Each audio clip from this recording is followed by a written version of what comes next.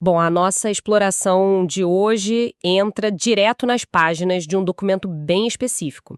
Nós vamos analisar a edição de 2025 do Manual da Igreja Adventista do Sétimo Dia e com foco total no capítulo 3. Aham, um capítulo crucial, diga-se de passagem. Exato. A missão dessa nossa análise é desvendar como uma instituição global, incrivelmente complexa, consegue estruturar a sua organização e a sua autoridade. Quer dizer, para quem tem curiosidade sobre como milhões de pessoas ao redor do planeta são unificadas sobre uma mesma diretriz... E sem que tudo se transforme num caos absoluto, né? Pois é. Os documentos que servem de base para a conversa de hoje oferecem uma visão fascinante sobre design organizacional puro. Porque, olha, pensa da seguinte forma. Quando a intenção é construir um castelo de areia na praia, o processo é bem instintivo, sabe? Sim, bem orgânico. Isso. Você junta um pouco de areia ali, usa as mãos, bate com um balde de plástico e a estrutura fica de pé por algumas horas. É simples. É um esforço totalmente contido, né? Depende quase que inteiramente da sua intenção naquele momento específico e, bom, da gravidade colaborar um pouco com você. Não exige, tipo, um planejamento a longo prazo. Exatamente. Mas aí a coisa muda de figura. Digamos que o objetivo agora seja construir um arranha-céu de 150 andares. E esse prédio precisa abrigar milhares de pessoas e ainda resistir a ventos fortes, terremotos severos. Aí aquela abordagem orgânica da praia falha miseravelmente. Com certeza. Não dá para simplesmente ir empilhando toneladas de aço e concreto e torcer para boa vontade manter o prédio em pé. Não tem como. Passa a ser exigido todo um sistema de plantas arquitetônicas, cálculos complexos de engenharia, a integridade estrutural se torna inegociável. E a fundação, junto com aquele esqueleto de aço, dita exatamente até onde aquele edifício pode chegar sem desmoronar sobre o próprio peso, sabe? É uma ciência bem rigorosa. Cada viga ali tem uma função clara de distribuição de carga.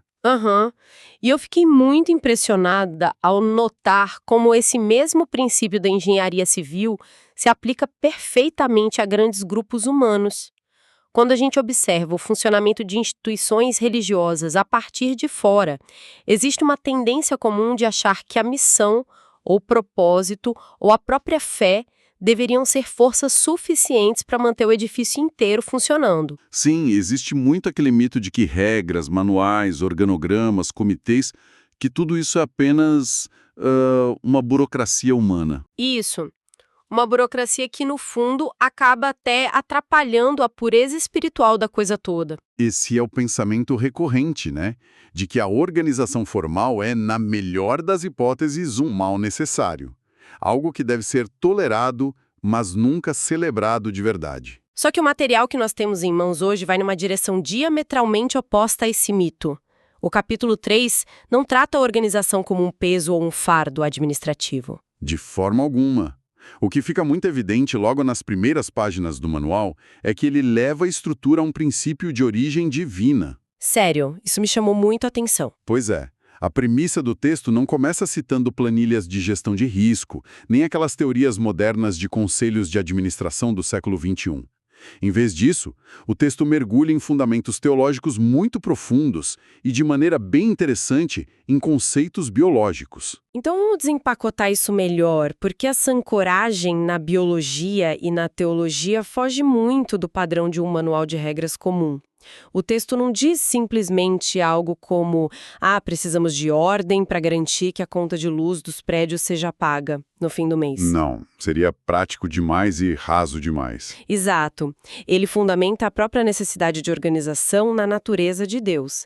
Como que o manual constrói esse argumento na prática? Bom, a base argumentativa começa traçando uma linha contínua que vem lá dos relatos do Antigo Testamento. O texto é bem categórico ao afirmar que Deus é um Deus de ordem e não de confusão. E para ilustrar isso, o manual traz o modelo do antigo Israel como o primeiro grande estudo de caso sobre delegação de autoridade. A história de Moisés, certo. Isso mesmo. O relato conta que Moisés tentava liderar uma nação inteira, que estava em trânsito no deserto, e ele tentava atuar como juiz de absolutamente todos os problemas, desde os mais graves até os mais triviais. Nossa, um microgerenciamento total. Exatamente. E o resultado disso, naturalmente, foi um esgotamento severo do líder. E, claro, uma imensa frustração para o povo, né, que passava o dia inteiro em filas intermináveis, esperando por decisões simples. E qual foi a intervenção que o manual destaca aí? Uma intervenção que veio por meio de um conselho para criar um sistema meticuloso de delegação de poder. O manual cita a criação de uma hierarquia bem clara, onde foram estabelecidos líderes de milhares, depois líderes de centenas, de 50 e de dezenas. Uma pirâmide de gestão. Sim, foi uma descentralização altamente estruturada. Isso para que as demandas cotidianas pudessem ser resolvidas ali na base, deixando para Moisés apenas as questões de maior complexidade. Gente, isso é praticamente a criação de uma estrutura corporativa de gerência média milênios antes da Revolução Industrial sequer ser imaginada. Com certeza. É o reconhecimento puro de que o gargalo de qualquer operação em crescimento rápido é a centralização excessiva. É fascinante. E depois disso, o texto avança para o Novo Testamento, né? Você mencionou a metáfora biológica. Isso. Tendo estabelecido esse precedente histórico no deserto, o manual introduz a biologia. A igreja não é descrita como uma máquina cheia de engrenagens frias e substituíveis. Ela é comparada a um corpo humano vivo. Aham. O apóstolo Paulo é citado longamente ali, descrevendo como o corpo é um organismo só, mas que possui muitos membros diferentes. E o texto usa essa imagem justamente para validar a diversidade de funções. Sim, ele aponta que na igreja existem apóstolos, profetas, mestres, administradores. Perfis completamente diferentes. Perfis totalmente diferentes, mas que precisam operar de forma coordenada, né? O manual afirma de forma muito incisiva que, assim como um corpo humano não sobrevive se os membros não estiverem unidos organicamente por tendões e por um sistema nervoso central, Sem organização formal, uma nação vira um caos, um negócio vai à falência e uma igreja inevitavelmente perece. a estrutura atua como esse sistema nervoso, que impede a desintegração total. Essa metáfora biológica funciona perfeitamente. Ela evidencia que diversidade, sem nenhum tipo de estrutura coordenadora, não gera força, gera apenas dispersão de energia. Exato. Para quem está acompanhando a gente, visualizar isso num cenário mais moderno. Imagina uma complexa operação de resgate humanitário logo após um terremoto devastador. Um cenário de caos total. Total. Isso acontece com frequência, né? Milhares de voluntários aparecem no local da tragédia do nada. Eles estão cheios de empatia, eles querem doar sangue, escavar escombros, distribuir comida, mas se não existe um posto de comando central, Rotas logísticas bem definidas, né? sim, rotas, uma triagem médica rigorosa e um sistema de rádio funcionando direito, o que acontece? Toda essa boa vontade acaba gerando muito mais confusão do que alívio. Com certeza, vira um gargalo humano. Pois é. As boas intenções se transformam num congestionamento logístico que, na prática, não salva ninguém. A organização e a logística são as ferramentas que pegam aquele desejo abstrato de ajudar e convertem em vidas concretamente salvas. É a mesma lógica aplicada à religião. Lendo o texto do capítulo 3, parece que o argumento bate na mesma tecla. A missão global de divulgar uma mensagem teológica não tem a menor chance de sobrevivência se for executada por um aglomerado de pessoas e congregações totalmente independentes. Cada uma inventando seu próprio método e agindo por conta própria. Isso. Só que o manual também precisa lidar com a realidade humana de que sempre existe resistência a estruturas formais, sabe? Nem todo mundo gosta de regras. E o texto aborda frontalmente esse perigo da independência extrema. Aborda com muita clareza, sem meios termos mesmo. O manual alerta fortemente contra movimentos que ele descreve como falsos ou desordenados. Movimentos compostos por indivíduos que desejam assumir o controle da obra sem se submeter ao coletivo. Interessante. Tem uma citação muito forte lá que argumenta que num momento onde a ação conjunta é vital, a ordem estabelecida é o maior poder disponível para manter movimentos isolados ou dissidentes afastados. Quer dizer, a organização não existe apenas para fins administrativos burocráticos. Ela atua como uma blindagem. Exatamente, uma barreira de proteção. Ela serve para manter as fileiras unidas e proteger a missão de ações obstinadas que poderiam fragmentar o esforço global. Nossa, isso consolida muito bem o porquê de a estrutura ser vista como algo tão vital. Trata-se da sobrevivência da própria identidade do grupo a longo prazo. Sem dúvida. Aqui na Terra. Existe um mecanismo humano de governança bem claro ali. Sim, um mecanismo que evoluiu bastante. O próprio texto menciona que a ordem original de expansão, aquele ide e pregai da igreja primitiva, exigia muito mais do que simplesmente fazer discursos bonitos em praças públicas. Com certeza. Fazer discursos atrai multidões, mas quando o grupo cresce de verdade, as necessidades práticas batem à porta. A igreja primitiva logo percebeu que precisava de locais físicos para reunir todo mundo. Precisava de fundos financeiros para apoiar viúvas e necessitados. E precisava de mecanismos de resolução de conflitos também. Especialmente isso.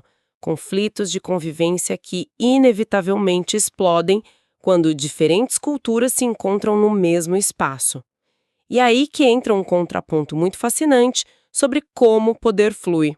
Como assim? Bom, em muitas instituições gigantescas, sejam conglomerados corporativos antigos ou algumas organizações religiosas mais tradicionais, o fluxo de poder é estritamente de cima para baixo. Top-down puro, né? Isso. O CEO ou o líder supremo senta no topo da pirâmide, toma as grandes decisões em uma sala fechada e a base apenas cumpre as ordens sem questionar nada. Como o manual descreve o fluxo de poder nessa arquitetura em particular? A base lá embaixo apenas obedece. Olha, a evolução histórica que o texto descreve mostra exatamente o oposto desse modelo de cima para baixo. O que é fascinante aqui é que a igreja primitiva não começou com um organograma corporativo pronto e engessado. A estrutura foi nascendo como uma resposta orgânica às pressões do crescimento. No início, estava tudo concentrado nas mãos dos apóstolos, lá em Jerusalém. Mas quando o trabalho logístico, tipo a distribuição de alimentos, ficou insustentável e começou a gerar atritos reais na comunidade, o que eles fizeram? Eles não assumiram ainda mais poder para controlar tudo. Eles descentralizaram. Sim, eles delegaram. Eles criaram a função dos diáconos justamente para gerir essas questões práticas. Mais tarde, quando o movimento se espalhou geograficamente para regiões como a Ásia Menor, não era mais possível Jerusalém resolver absolutamente tudo. Então eles passaram a organizar líderes locais, os chamados anciãos, em cada nova congregação. Uma evolução por necessidade pura. E à medida que alcançavam províncias cada vez maiores do Império Romano, passaram a formar estruturas maiores que agrupavam várias igrejas locais daquela região. A da organização foi sendo forçada pela expansão territorial e pelo aumento no volume de membros, né? Não foi um plano desenhado numa lousa antes do movimento começar a existir. Foi uma resposta totalmente orgânica.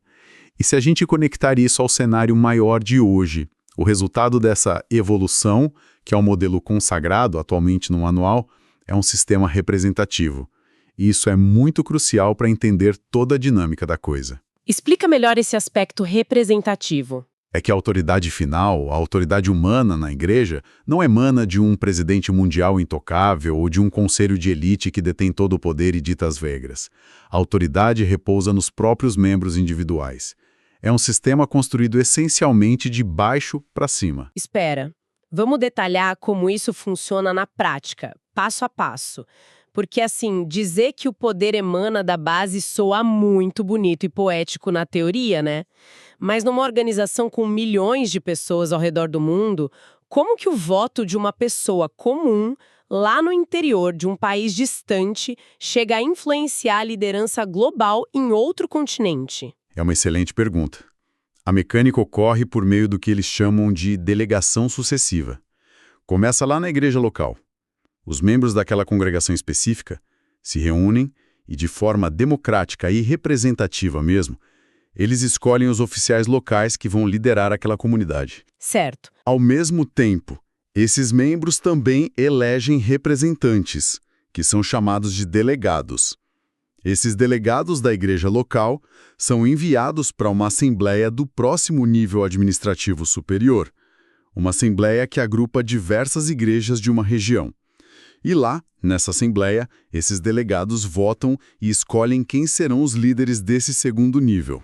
Ah, entendi. Uma reação em cadeia. Exato. E o processo se repete de novo. Os delegados desse segundo nível vão a uma assembleia ainda maior para escolher os líderes do terceiro nível e assim sucessivamente, até chegar à formação da liderança global. Nossa, então o poder sobe pelas mãos de representantes eleitos passo a passo, forma a estrutura administrativa lá no topo e então a coordenação flui de volta para apoiar e organizar essa base. É um ciclo contínuo de delegação e representação. Para quem gosta de recursos visuais, é muito útil imaginar isso como aquelas bonecas russas, as matrioshkas, sabe? Ah, sim, ótima analogia. Cada boneca menorzinha se encaixa perfeitamente dentro de uma boneca um pouco maior. E nenhuma delas perde a sua forma ou a sua função ao ser envolvida pela próxima camada. O capítulo 3 do manual é muito específico ao mapear exatamente quantas dessas bonecas existem no sistema global. Ele detalha 5 níveis organizacionais, não é isso? Sim. O texto lista exatos 5 níveis fundamentais que compõem toda a arquitetura eclesiástica pelo mundo. Se a gente fosse abrir essas bonecas russas da menorzinha para maior, o primeiro nível, a base de toda a estrutura onde o poder se origina, é a igreja local. Que é onde a vida real da comunidade acontece diariamente. É lá que as pessoas se reúnem. Mas me diz uma coisa, se a igreja local é autônoma para escolher seus líderes internos e conduzir seus cultos, por que ela não é autossuficiente? Por que ela precisa se encaixar na próxima boneca? Porque uma congregação isolada não consegue resolver problemas de escala. Por exemplo, pensa na questão do ministério. Como que você vai treinar, avaliar, credenciar e, de repente, transferir pastores de uma cidade para outra de maneira padronizada e uniforme? Seria impossível sem uma entidade maior coordenando. Exato. Se cada igreja local fizesse as próprias regras teológicas do zero e imprimisse suas próprias credenciais sem responder a ninguém, o caos voltaria muito rapidamente. E essa necessidade de padronização, de suporte mútuo, que leva ao segundo nível, que é a associação local. E como funciona essa associação local? Em algumas regiões que ainda estão em desenvolvimento, esse nível também pode ser chamado de missão ou campo local, dependendo muito de quão autossuficiente o território é financeira e administrativamente. A associação é basicamente o conjunto de todas as igrejas locais dentro de um estado ou de uma região geográfica bem delimitada. Ah, então é ela que gerencia a coisa num nível macro-estadual. Isso. É essa entidade, a associação, que recebe os recursos maiores, emite as credenciais oficiais, supervisiona os pastores que atuam nas igrejas locais e traça o planejamento estratégico para que todas as congregações daquela área caminhem na mesma direção teológica e missiológica. Faz todo sentido logístico. Uma associação garante que a congregação do bairro X e a congregação do bairro Y na mesma cidade não estejam ensinando coisas completamente opostas ou competindo por recursos. Exatamente isso. Mas, novamente, pensando na escala global dessa operação toda, chega um ponto em que o número de associações também se torna incontrolável, né? Num país de dimensões continentais como o nosso, gerenciar dezenas de associações locais diretamente a partir de um escritório mundial lá em outro continente seria inviável. Seria um pesadelo logístico. E isso força a criação de um próximo agrupamento. O manual introduz aqui o agrupamento regional maior. Se a gente pular para o formato mais abrangente e comum, nós temos a União Associação ou União Missão. Que seria a terceira boneca russa. Terceira e quarta. A União é o agrupamento de todas as associações locais de um grande território. Geralmente abrange um país inteiro ou um grupo de países menores próximos. Se a associação supervisiona as congregações locais, a União atua supervisionando as associações. Tem um detalhe técnico no texto também, que menciona algo chamado União de Igrejas. Onde se encaixa essa estrutura? É uma exceção à regra geral? Sim, é um modelo administrativo alternativo, adaptado para certas realidades específicas. Ele ocorre quando as igrejas de uma determinada região se agrupam e recebem o status de coordenação diretamente da sede mundial, fundindo as funções da associação e da união, num formato mais enxuto e direto. Mas isso é a exceção. Entendi. Voltando à estrutura principal, depois de termos as igrejas locais no nível 1, que formam as associações no nível 2, que por sua vez formam as uniões, chegamos finalmente à maior de todas as bonecas russas. O nível que abriga tudo isso, a associação geral e as suas divisões. Esta é a expressão máxima, a sede global e mundial da organização. Cúpula administrativa. Mas vem cá, o texto fala em associação geral e suas divisões. Essas divisões seriam tipo um sexto nível administrativo que coordena as uniões antes de a decisão chegar na matriz? Esse é um erro de interpretação muito comum e o manual faz questão de esclarecer. As divisões não são um sexto nível autônomo com sua própria constituição separada. Elas são extensões, são braços regionais estabelecidos pela própria Associação Geral para facilitar a administração ao redor do globo. Ah, então elas são parte do nível global? Exato. Imagina que a sede global precisa coordenar atividades na América do Sul, que tem toda a sua própria complexidade cultural, financeira e logística, e ao mesmo tempo precisa coordenar a África, a Ásia, a Europa.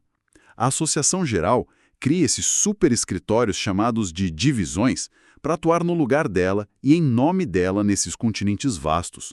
Mas, estruturalmente e legalmente, as divisões são parte intrínseca do quinto nível. Nossa, é uma arquitetura incrivelmente intrincada, né? Começa lá no indivíduo que frequenta uma pequena congregação no interior de um estado, sobe para a associação, depois sobe para a união do país e chega à associação geral, que supervisiona os continentes por meio dessas divisões. Uma engrenagem gigantesca. Gigantesca. No papel, esse fluxo representativo é muito bonito e elegante. Só que em qualquer dinâmica onde milhares de seres humanos precisam tomar decisões conjuntas sobre recursos, sobre doutrinas, sobre propriedades, atritos são estatisticamente inevitáveis. E como são? As pessoas pensam diferente. Culturas entram em choque, prioridades locais entram em conflito com diretrizes globais. E a grande prova de fogo para qualquer design organizacional é a forma como o sistema lida com a pressão interna. A resolução de conflitos. Exato.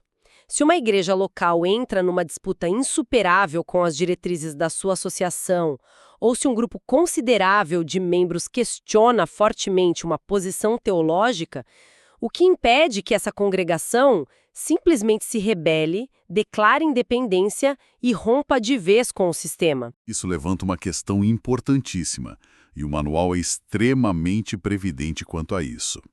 A estrutura atua de uma forma muito semelhante ao sistema de apelações do Poder Judiciário que a gente conhece nas sociedades civis democráticas. Sério?